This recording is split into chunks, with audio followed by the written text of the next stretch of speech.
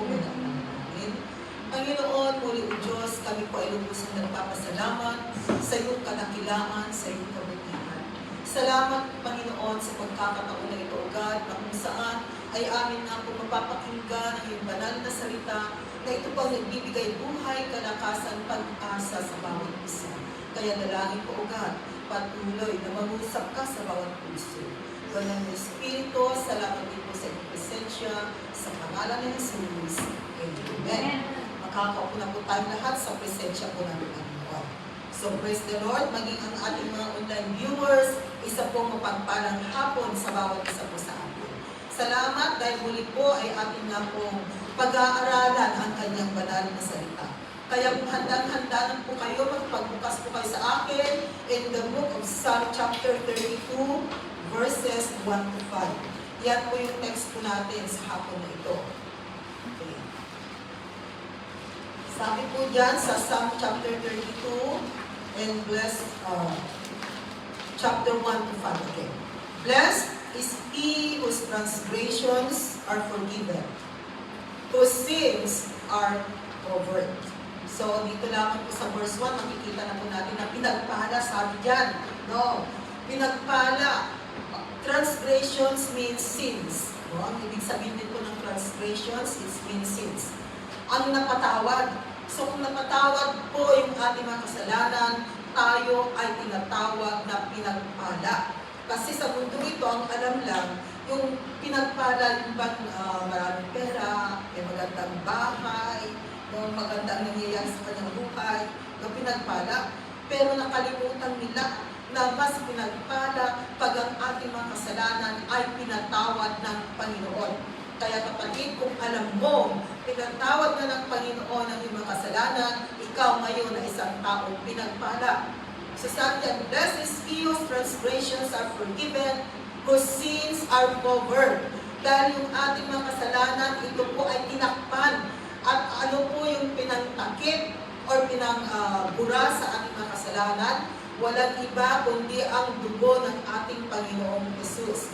Kaya nga po dumanak ang dugo ng ating Panginoong Jesus in the cross of Calvary because, sabi nga niya dyan, ito po yung ginamit para mabura o para matubos ang ating mga kasalanan.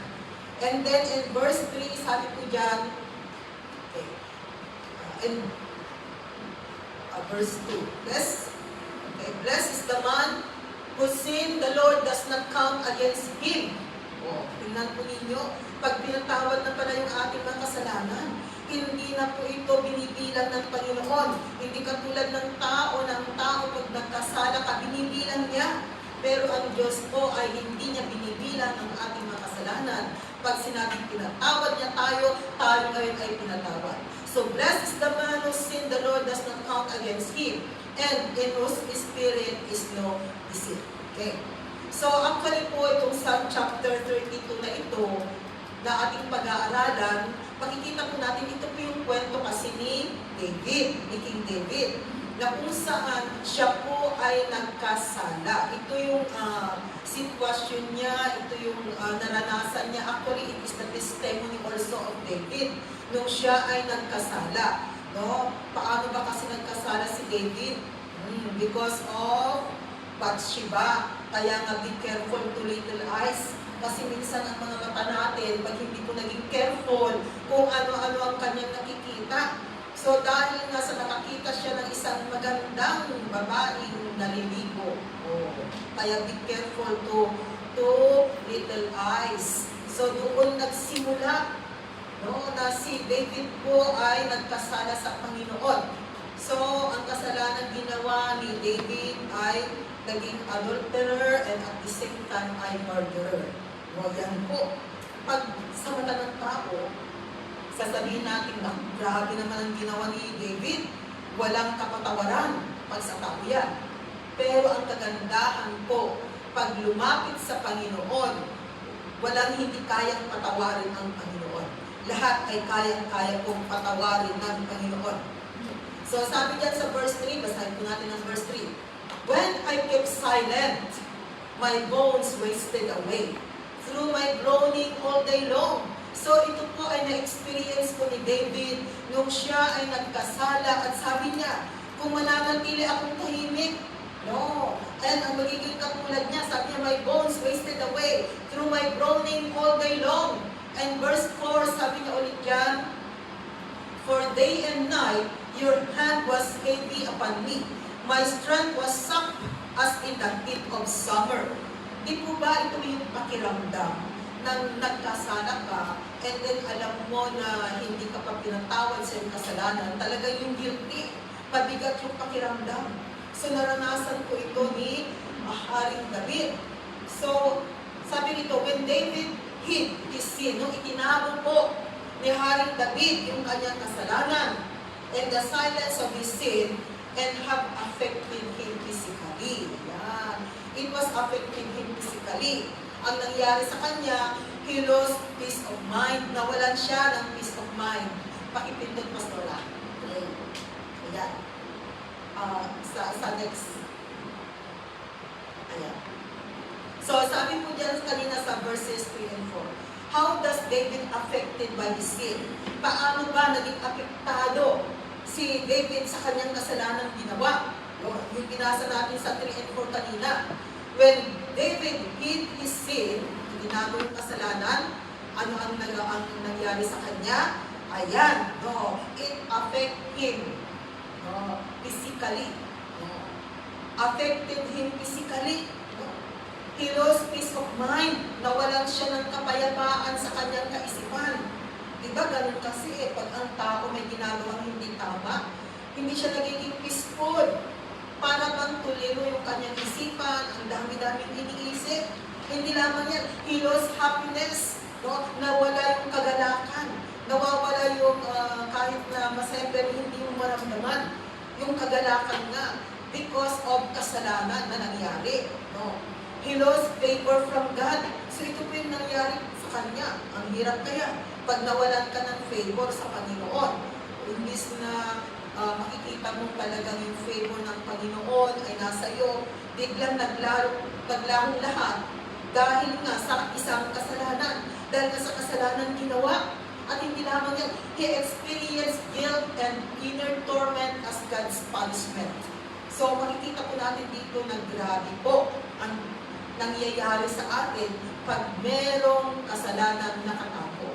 And I believe na hindi lamang po si David ang ganito ang sitwasyon kung may kasalanan, but even sa bawat isa po sa atin. Kung meron tayong kasalanan na itinatago natin, ganito rin po yung pakiramdam, mga kapatid. Mararanasan din natin ito. Yung bang talagang magigil ka na ang tingin mo sa sarili mo ay parang hindi ka nakarapat-dapat. No? Kaya minsan nga, no, ang mga tao dahil sa sobrang guilty, minsan ang nangyayari sa kanila, nagpapakamatay, di ba? Nagsusuicide sila. Yan, isa sa mga reason kung bakit nagsusuicide ang tao, hindi lamang sa problema, kundi pag lalo na yung guilty, na hindi na nila mapatawad yung kanilang sarili. So dumarating sila doon sa puntos na maging buhay po nila ay talagang kinikitil na nila. So talagang napakahirap po, mga kapatid, kung merong kasalanang nakatago po sa ating mga puso. Kaya sabi doon, balik tayo sa verse 5.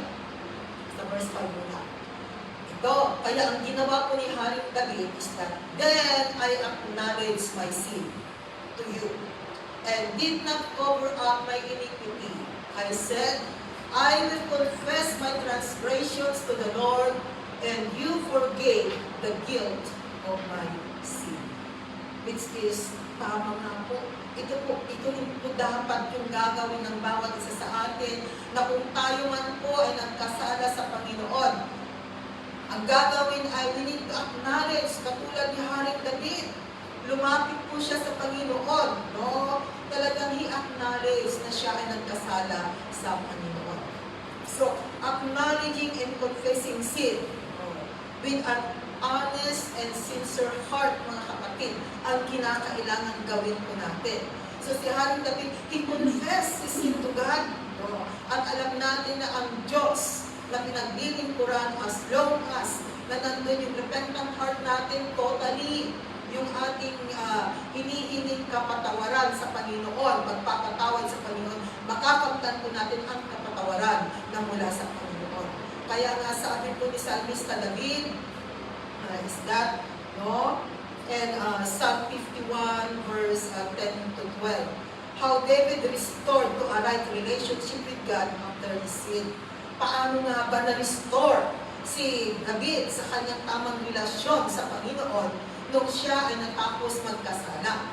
Yan ito, kaya sinulat po niya ang Psalm 51 verses 10 to 12. Sabi po ni Haring David, "Create in me a pure heart, O God, and renew a steadfast spirit within me." So alam niya, dahil kung talagang ang tao po ay nagkakasala, nawawala ang Espiritu ng Panginoon. Kaya kailangan manumbalik muli ang Espiritu ng Panginoon. Kaya sabi ni Haring David, "Create in me a pure heart, O God, and renew a steadfast spirit within me." Verse 11, "Do not cast me from your presence or take your Holy Spirit from me."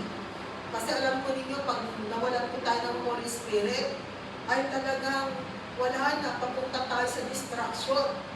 Because the Holy Spirit will guide us, the Holy Spirit will teach us. So napakahalaga po ng bawat isa sa atin ay magkaroon ng Espiritu ng Panginoon. Dahil kung nawalan na po tayo ng Espiritu ng Panginoon, ibig sabihin, hindi na rin po tayo nagiging anak ng Diyos. Kasi wala ng Espiritu ng Panginoon. Remember that the Spirit of God, ito yung DNA, na nagpapatunay na tayo ay anak ng Diyos because God is Spirit.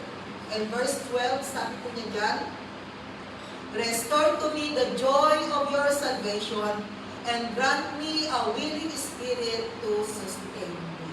Kaya salamat dahil nagbibigay ng pag-asa ang Panginoon at patuloy na kung tayo po ay lalapit sa Kanya, nandyan po ang kamay ng Panginoon, nakikilos sa buhay po ng bawat isa sa atin.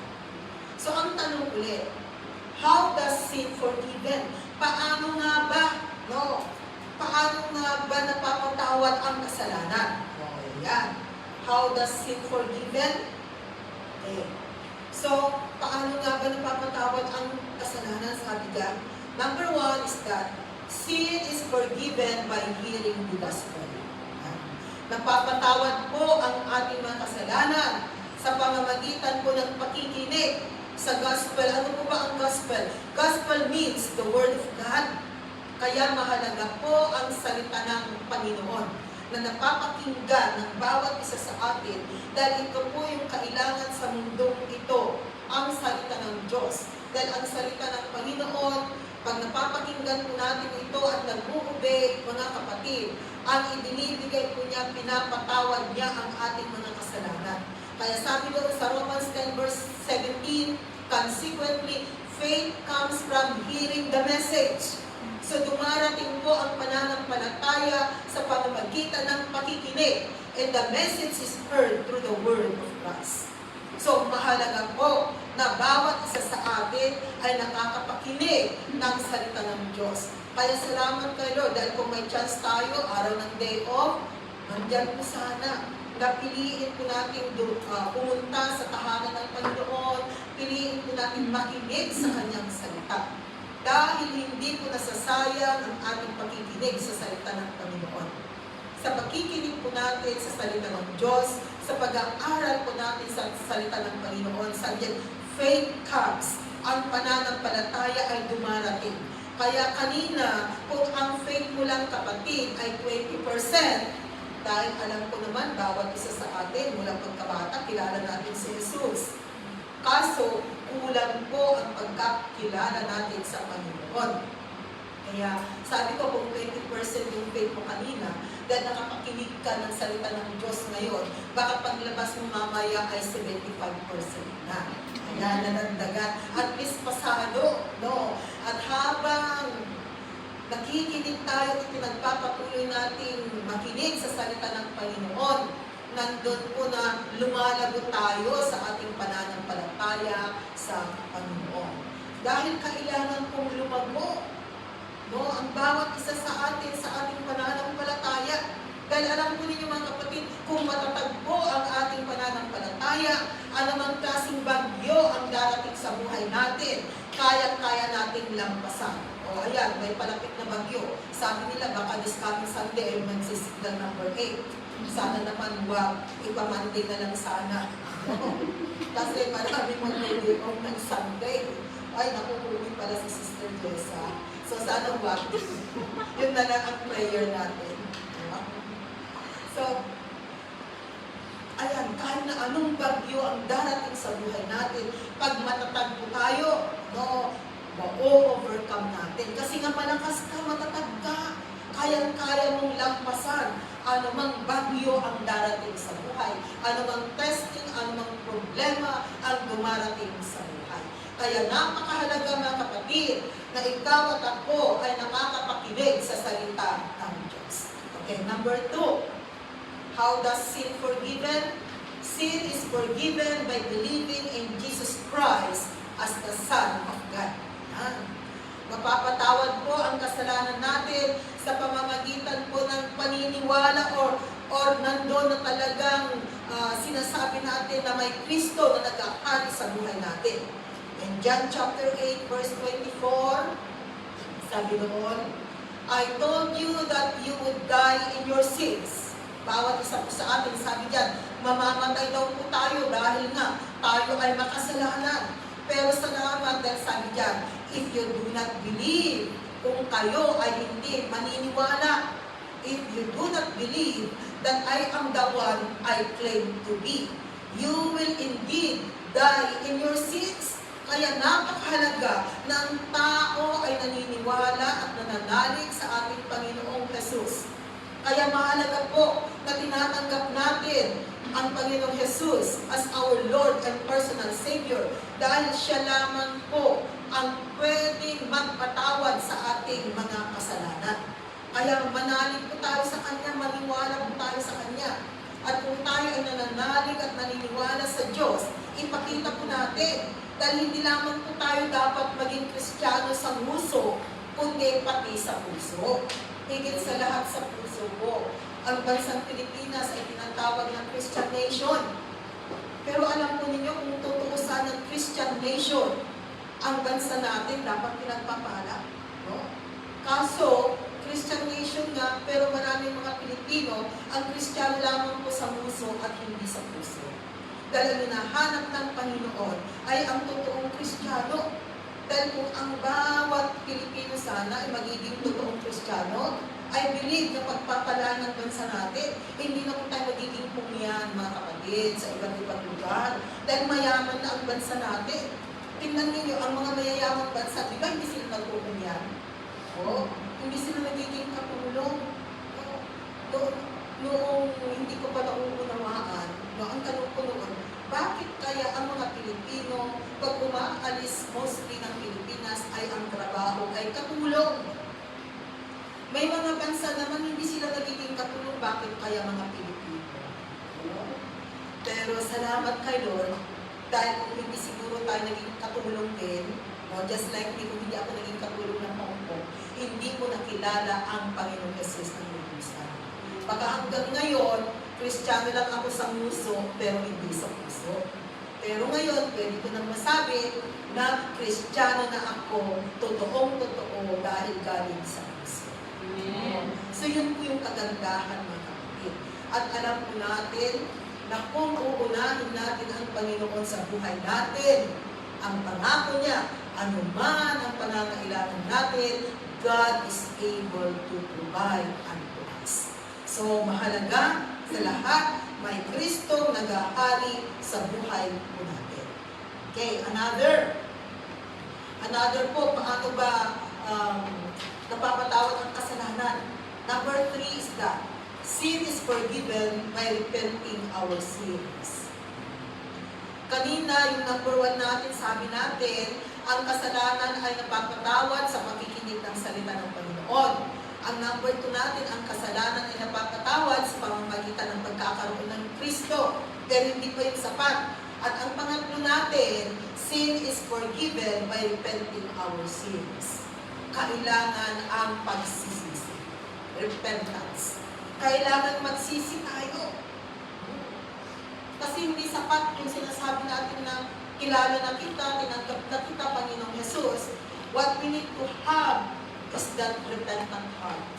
At ang pagkakaroon po natin ng repentant heart, it is not one shot din lamang. Hindi po minsanan, kundi continuous po yun. Every day in our life, nandun po sana na ang puso natin ay talagang tinatawag na repentant heart. No? Nagre-repent. Kasi mga kapatid, hindi pa tayo perfect sa mundo ito. Kahit na mamaya, no, hindi natin mamamalayan, paglabas mo pala dyan. No? Mamaya may nakita ka. No? Nagkasala ka na dahil may sinabi na yung bunganga mo, di ba? So, ibig sabihin, we are not yet perfect living in this world, mga kapatid. That's why we need to have a repentant heart. Palaging isang puso, palaging nagsisisi na nandun na Lord. Kaya nga sa gabi, bago matulog, nandun po sana na sabihin natin kay Lord, the Lord, kung may nagawa man ako, hindi ka nagubukod sa Panginoon, patawarin mo ako at pakalinisin mo ako ng iyong banal na dugo. Nandun po sana na palagi tayong lumalapit at nagpapakumbaba sa Panginoon. Acts 17:30-31. Sabi ko, God. In the past, God overlooked such ignorance. Noon daw, hindi pinapansin ng Panginoon. Pero sabi niya, but now, He commands all people everywhere to repent. So this is the command of God, na lahat ng tao sa mundong ito ay magsisi. So hindi lamang niya sinabi tayo mga Pilipino, kundi all people everywhere need to repent. Verse 31. For He has set a day when He will judge the world with justice by the man He has appointed. Darating po yung time ng pagbubuklog, mga kapatid. He has given proof of this to all men by raising Him from the dead. Kaya nga, sabi natin kanina, we need to have a repentant heart. Magsisi, pagsisisi, turning back. Ano ba yung meaning ng repentance? No? Turning back, ilang degrees? Mga nag-graduate ng DTC student, ilang degrees? 180 degrees ba? Or 360 degrees? Or 90 degrees? Kasi tatlo ang pagpipilian, di ba? Multiple choice. 90 degrees, 120 degrees, or 360 degrees. Maraming sumagot ng 360 degrees. So, balik din. Parang nag-turn around ka. Di ba? Turning around. Na-confuse daw sila noon. No? Kasi turning around. So, bumalik sa dati. So, remember 180 degrees. About face lang po ang gagawin natin. Talikod. Kung sa Tagalog sana, kung mayroong C80, sa amin noon, C80 ang tawag, talikod na. 180 degrees. So, kailangan natin magsisima. Number 4 po natin. Okay. Sin is forgiven by being baptized for the remission of sins. Kinakailangan po ang baptized, it means water baptism. Oh. Kaya it's one of us, if we believe in the Lord Jesus Christ, kinakailangan po natin magpa-water baptize. Yung mga online viewers po natin, no? Kung hindi pa po kayo na-baptize, mga kapatid, it's rather obey the command of God with regards to water baptism. Kasi mahalaga po ito. Dahil ang simbolo po ng water baptism is not the remission of sins. Paglilinis sa ating mga kasalanan. Di ba, pag marumi ang kamay, no, marumi ang katawan, we need water para malinisan. Kaya makikita po natin dito na ang water baptism, it is very, very important. Okay, yan. So, 14 verse natin. Mark 16, verses 15 to 16. Sabi diyan, He said to them, go into all the world and preach the good news to all creation. Good news means the gospel, it also means the word of God. And then sabi sa verse 16, whoever believes and is baptized will be saved. Tingnan po ninyo. Ang sino mang nabautismuhan, siya ay maliligtas. But whoever does not believe will be condemned. Ang hindi naniniwala may hatol na. Nahatulan na po. Kaya pala, ang water baptism, it is very, very important. Hindi yung wisik-wisik na dinala ka lang ng parents mo nung maliit ka, winisik-wisikan ka na, hindi po yun water baptism. Dahil ang water baptism, ikaw ay ilulubog sa maraming tubig. Hindi po water baptize ang sanggol. Dahil pag inilubog mo yan sa tubig, patay siya. Kinakailangan na may nasa tamang edad, alam ang masama na at mabuti. So, mahalaga po ang water baptism, mga kapatid. Okay. Another question. How does sin is not forgiven? Kanina, ang tanong, paano mapapatawad ang kasalanan? Ngayon naman, paano hindi mapapatawad ang kasalanan? Number one is that by denial. By denial. If we're going to deny the Lord Jesus Christ, ayan mga kapatid, hindi po mapapatawad ang ating mga kasalanan. 1 John chapter 1 verses 8 to 10. Kaya sabi diyan, if we claim to be without sin, we deceive ourselves and the truth is not in us because all of us are sinners.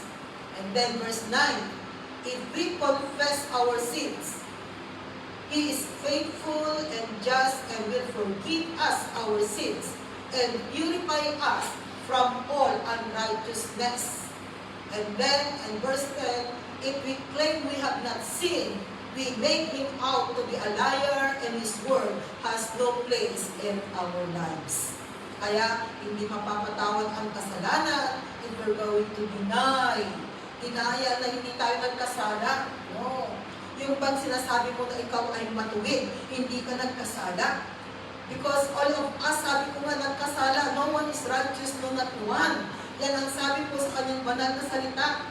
Kaya po, maalala ko tuloy si Lolo noon. Anyway, na-share ko na ito as my testimony, pero I'm going to share again kasi nga, yung denial na tinatawag. Kasi si Lolo, I share the word of God. And after that, I lead him in a sinner's prayer. Diba? Inililid natin sa sinner's prayer. No. And then, sabi ko sa kanya, itong panalangin na ito ay ako itong panalangin mo, Lolo. Sumunod ka sa panalangin. So, sabi ko gano'n, Panginoon, sumusunod naman siya. No. And then, nung pagdating ko doon sa word na, patawarin mo ako sa aking mga kasalanan, hindi na siya pumigo. Inulit ko. Patawarin mo ako sa lahat ng aking naging kasalanan. Wala. And then sabi ko sa kanya, bakit mo inihinto yung panalangin mo, Lolo? Ba't hindi ka sumunod? Ako, wala naman akong kasalanan. Yun ang sagot niya. So, what I do, bumalik kami sa Garden of Eden. Nag-umpisa ako sa Garden of Eden. Ikwinento ko hanggang dumating ang kasalanan. At sabi doon, and then Romans chapter 3 verse 10, no one is righteous, no not one. Ipinaunawa ko sa kanya na lahat ay nagkasala at walang hindi nagkasala sa mundo. And then, sabi ko sa kanya, ituloy ba natin, Lolo, yung panalangin? Oo ako, nagbaso lang kaya. Wala na. That's why it's very, very important to share the word of God. Pag hindi talaga nauunawaan ng tao, talagang wala, no? Pero pag ipinaunawa mo, no, that's the time na ay pala, isa akong makasalanan.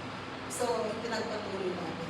Kaya sabi ko, hindi ko man siya nakita nung siya ay namatay, pero I believe because I have the chance to share the word of God and ayun, i-acknowledge Jesus Christ as His Lord and Personal. So, ganun yung gawin natin, lalo na po pag alam natin na medyo malapit na po yung kanilang, malapit na naaalinin sila ng Panginoon. No, nandun din po na talagang we need to do our part. Okay. Number 2 is by concealment. Concealment. Hebrews 4 verse 13.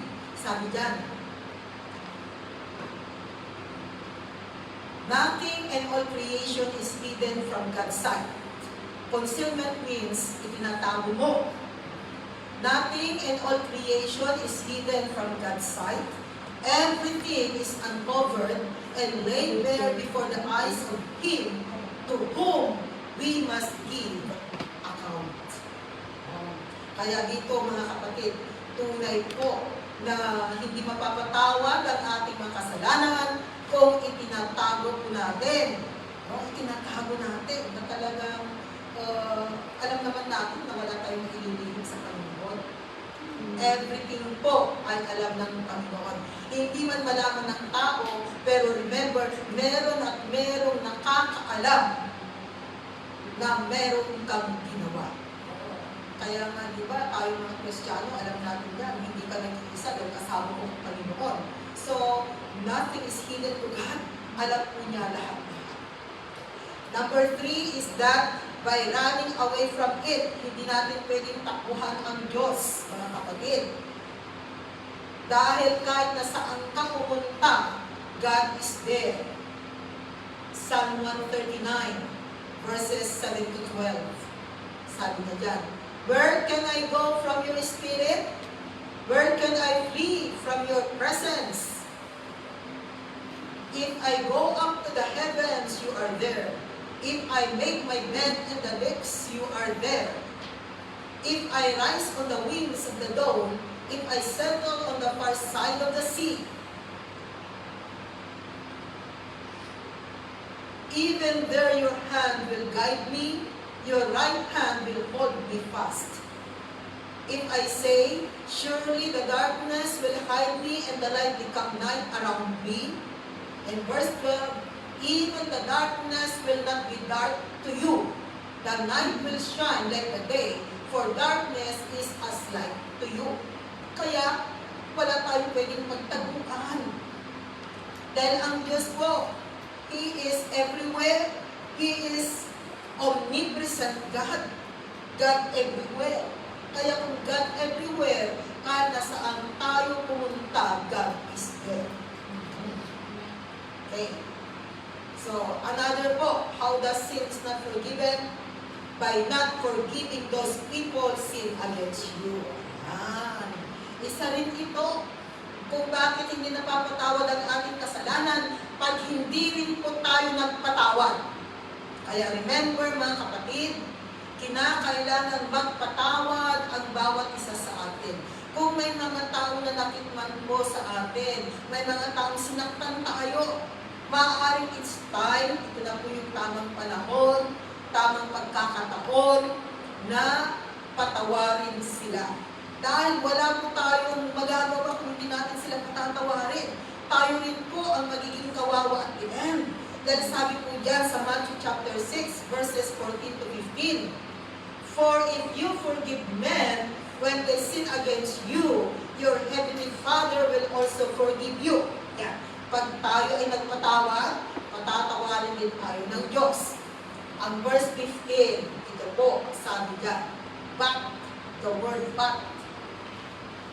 But if you do not forgive men their sins, kung hindi mo patatawarin ang taong nagkasala sa iyo, ang sabi dyan, your Father will not forgive your sins. So you don't have any option but to forgive in order that God also will forgive you. Kaya tatandaan natin mga kapatid, kung hindi tayo nagpapatawad, hindi rin po patatawarin ang ating mga kasalanan. Kaya mas maganda magpatawad po tayo. Kahit na masakit, just release your forgiveness. It is for your own benefits so that God will forgive you also. Okay. So another tanong. Another question is that, what are the blessings of forgiveness? Our topic today, hindi ko pa sinabi yung topic natin, the blessings of forgiveness actually. Yan yung topic natin sa hapon na ito, the blessings of forgiveness. So, ang question is, what are the blessings of forgiveness?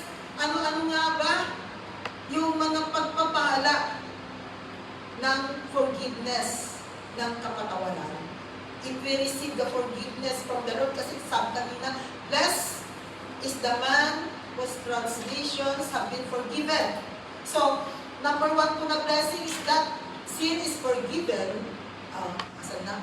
The sinner has been cleansed. Okay. The sinner has been cleansed.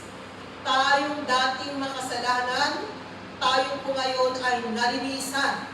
So sa pagiging sinner, we become saved, mga kapatid. And Psalm 51 verse 2, sabi yan, wash away all my iniquity and cleanse me from my sin. So salamat dahil nandyan po ang Panginoong Jesus na talagang naglilinis sa ating mga kasalanan. Kaya patuloy po tayo manalin sa Kanya. Hebrews 10 verse 22. Bakit? Kasi ang sabi doon, let us draw near to God with a sincere heart and full assurance of faith, having our hearts sprinkled to cleanse us from a guilty conscience, and having our bodies washed with pure water. So, makikita po natin dito na patuloy tayong lalapit sa Panginoon.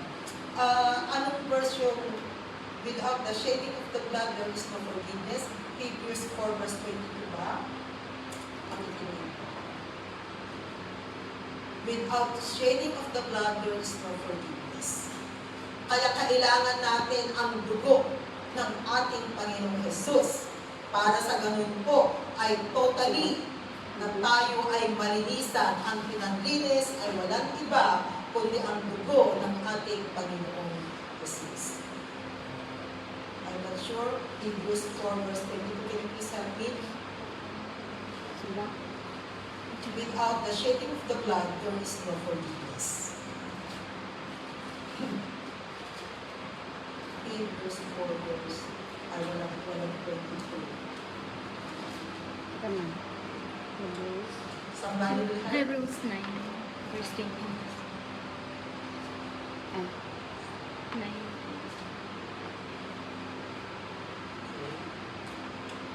May nakahanap? Okay, thank you.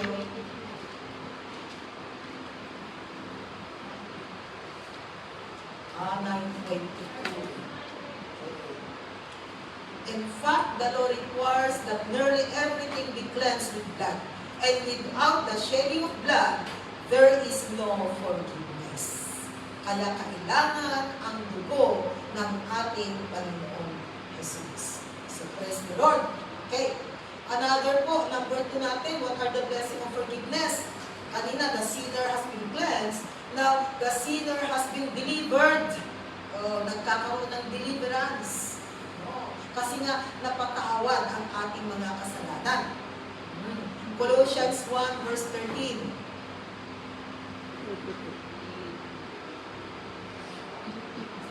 Tama ba ako? Number 2, the sinner has been delivered. Colossians 1 verse 13. Sabi po dyan sa Colossians 1 verse 13, for He has rescued us from the dominion of darkness and brought us into the kingdom of the Son He loves. So dati po, nasa kaharian po tayo ng kadiliman. Salamat sa Panginoon because from the kingdom of darkness, God transfer us into the kingdom of light. So nasa liwanag na po tayo. Kaya yan po yung kagandahan, mga kapatid. Dahil nga sa napatawad ng ating mga kasalanan, so God already delivered us from the kingdom of darkness, and now God put us in the kingdom of light. Kaya sa kaharian po ng liwanag, ay talagang nagiging maliwanag na pati ang buhay natin. Nakikita na natin yung ating dinadaanan, alam na natin kung ano ang nangyayari sa buhay natin. Kaya salamat kay Lord because there is the blessing of forgiveness. So number 3 po, the blessing of forgiveness is that the sinner has been given a gift. Nabigyan tayo ng regalo. At ano ang regalo ito na ibinigay ng Panginoon nung tayo po ay napatawad sa ating mga kasalanan? Sabi doon sa Ephesians chapter 2 verses 8 to 9, for it is by grace you have been saved through faith, And this not from yourselves, it is the gift of God. Regalo ng Panginoon, mga kapatid, ang buhay na walang hanggan. Kaya sabi diyan sa verse 9, not by works so that no one can boast. So ito po yung kagandahan dahil nga sa napatawad na po tayo sa ating mga kasalanan. So makikita po natin dito na we receive a gift, the gift of eternal life. Kaya bawat isa po sa atin ngayon, hawak-hawak po natin ang biyaya ng kaligtasan. Kaya wag nating hahayaan na si Satan ay nakawin po yung biyaya ng kaligtasan na hawak-hawak natin. Kaya wag natin siyang bibigyan po ng pagkakataon, mga kapatid. So number 4 is that, number 4, blessings of forgiveness, the sinner has been adopted. Adopted. Bakit adopted? Kasi noon, hindi po tayo anak ng Diyos. Pero ngayon, nagiging anak na po ng Diyos ang bawat isa sa atin. Kaya sabi doon sa Romans 8, verses 14 to 16, because those who are led by the Spirit of God are sons of God. Dahil meron ng Espiritu ng Diyos na naghahari po sa buhay ng bawat isa sa atin. In verse 15, for you did not receive a spirit that makes you a slave again to fear, but you received the spirit of sonship, mga kapatid. And by him we cry, Abba, Father. Kaya salamat kay Lord. Dahil kung noon po ay naging anak tayo ng Diablo, pero ngayon ay anak ng Panginoon. Because we have now the Spirit of God. And verse 16, sabi niya ulit dyan, the Spirit Himself testifies with our spirit that we are God's children. Kaya po yung Espiritu ng Diyos na naghahari sa buhay natin, yan yung nagpapatunay. Kaya sabi ko kanina, yan po yung DNA. Yung Espiritu ng Diyos na nasa buhay natin, dahil ang Diyos po, He is Spirit. God is Spirit. That's why it's very, very important to have the Spirit of God. So, the sinner has been adopted. Tayo mga dating makasalanan ay naging anak ng Diyos. Inadapt ng Panginoon because of the Spirit of God. And number 5 is that the sinner has been reconciled. The sinner has been reconciled. And 2 Corinthians 5:17 to 18. Therefore, if anyone is in Christ, he is a new creation. The old has gone, the new has come. So patuloy po na tayo ay binabago ng ating Panginoong Jesus. And verse 18, sabi ulit dyan, all this is from God who reconciled us to Himself through Christ and give us the ministry of reconciliation. Kaya salamat sa Panginoon because the sinner has been reconciled. Nagkaroon po ng reconciliation sa ating Panginoong Jesus dahil nga sa tayo ngayon ay hindi na makasalanan. Sa pagiging sinner, we now become saved. Kaya mga kapatid, kung dating sinner tayo noon, pero ngayon, ang status na po natin, we are called saints in the living God. Okay? So, in our conclusion, dito po tayo magtatapos mga kapatid. Acts chapter 2, verses 38 to 39. Now, sabi diyan, Peter replied, repent and be baptized, every one of you, in the name of Jesus Christ, for the forgiveness of your sins, and you will receive the gift of the Holy Spirit. So, kailangan natin ang magsisi, magpabautismo, para makamtan po ang Holy Spirit. And then in verse 39, the promise is for you. Ito ay pangako ng Panginoon. And your children, and for all who are far off, for all whom the Lord our God will call. So salamat kay Lord because I believe that it's one of us ay tinatawag ng Panginoon. Kaya mga kapatid, huwag po natin sayangin ang pagkakatawag po ng Panginoon sa bawat isa sa atin. Dahil ang nais po ng Panginoon ay ibigay po sa atin ang blessings of forgiveness. Na tayo po ay magpatawad sa ating mga kasalanan para tayo po ay maging kalugod-lugod at tunay na tinatawag na anak ng Diyos.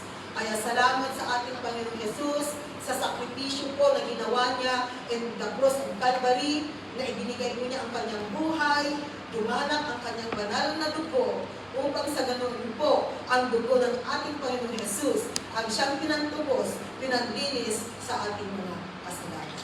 Kaya salamat dahil sa pamamagitan po ng ating Panginoong Jesus, ang bawat isa sa atin na patuloy na lumalapit sa Kanya, nagpapakumbaba, humihingi ng kapatawaran, God is able to forgive. Kaya salamat sa ating Panginoong Jesus. Amen. Panginoon, salamat Lord God sa iyong salita. Salamat Panginoon, dahil alam po namin, O God, na kami po, Panginoon, ay pinatawad mo na sa aming mga kasalanan. Pinantubos mo, O God, ang iyong banal na dugo na dumanak sa puso ko. Kaya Panginoon, hawakan mo nga po ang buhay ng bawat isa. Huwag mo po kaming pababayaan, Panginoon. Patuloy na turuan sa pang-araw-araw po namin buhay sa mundo ito. Na hindi po sana masayang, Panginoon, ang ginawa mo sa cross of Calvary. Na hindi masayang, Panginoon, ang pagkakatawag mo sa bawat isa sa amin. Kaya nga po, God, tulungan mo po kami, Panginoon, at patuloy po, God, na inilalapit po namin ang aming mga buhay sa iyo. Patuloy po, Panginoon, na kami po ay nagpapakumbaba, O God, na Lord, Ikaw nawa ang patuloy na maghari sa aming mga buhay. Salamat, Panginoon, sa ginagawa mo at maging sa mga gagawin mo pa, O Diyos, sa aming mga buhay. Salamat, Lord, at ibinabalik ko sa mataas ng papuri sa pangalan ng Jesus. Balik ko sa atin.